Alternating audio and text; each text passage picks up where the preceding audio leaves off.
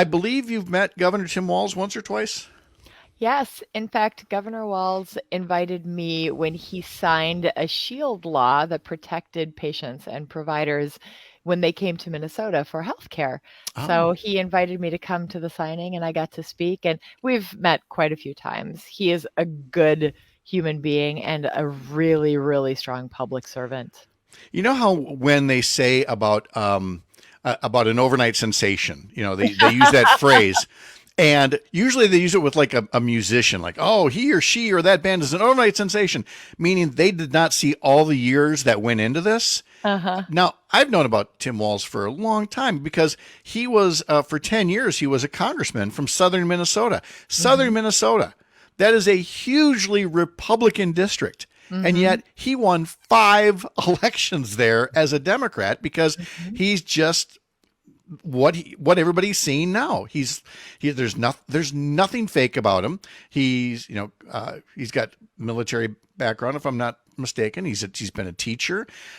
He just speaks in plain English and has no problem saying what he believes in, even when like national reporters are now saying, "Might you be too liberal?" Is that the clip, Greg, that you've got there? I want to play at least one clip from Oh, Governor Walz. oh, I have the one where he's referring to the GOP as a certain. Oh yes, and then he's the one that used the word now that's become like the latest buzzword because again it's so plain English. Play Tim Walz. Let's hear what he's got to say.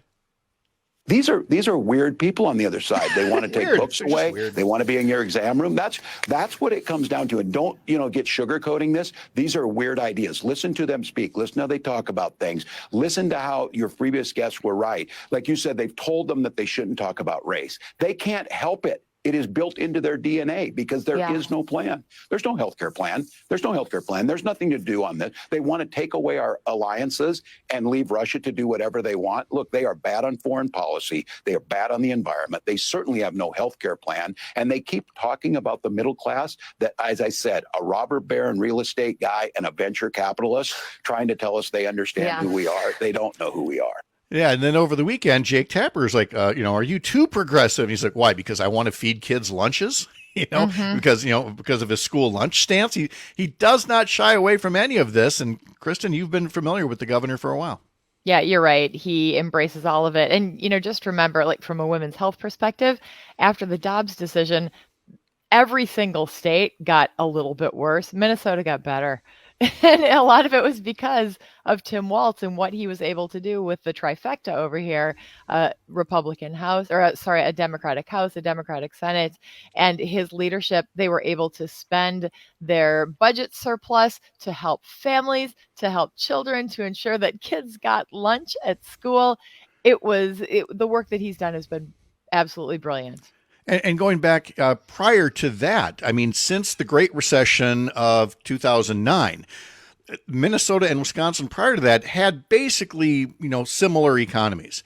And then once Minnesota voters embraced Democrats for governor and legislature, and here in Wisconsin, people elected Scott Walker and a Republican legislature, the economies went in two entirely different directions.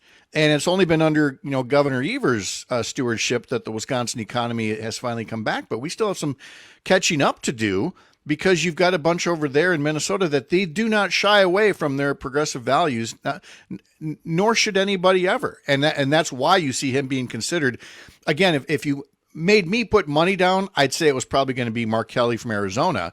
But Tim Walz would be just an equally good addition to a Kamala Harris ticket. Hey, I feel the same way, and I do think it's going to be Mark Kelly as well. But another thing we saw, Pat, was a brain drain. We saw a lot of academics and professionals leave Wisconsin and go to Minnesota because they felt that this was a better place for them to live and work and raise their families because of these progressive initiatives that the Walz administration and others within the state had implemented. And we're still seeing that. Wisconsin is fighting back. We're going to get there. I really believe we're going to get there, but it has taken us a while.